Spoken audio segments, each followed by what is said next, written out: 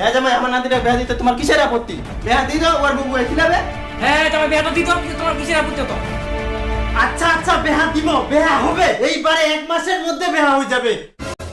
আবে তাই কান্না থাকা তো বিয়ে দিবা। হ্যাঁ তাহলে বেহা মশাই সবকিছু ঠিকঠাক হয়ে গেল।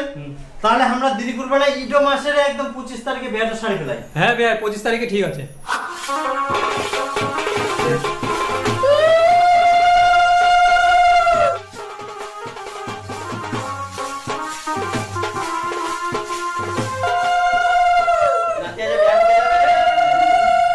দেখো একটা ঘটনা ঘটে গেল, শুনিস? দীপুর সাথে যে মেয়েটার বিয়ে ঠিক হয়ে গেল, ওই অন্য ছেলের সাথে পালাই গেল। কি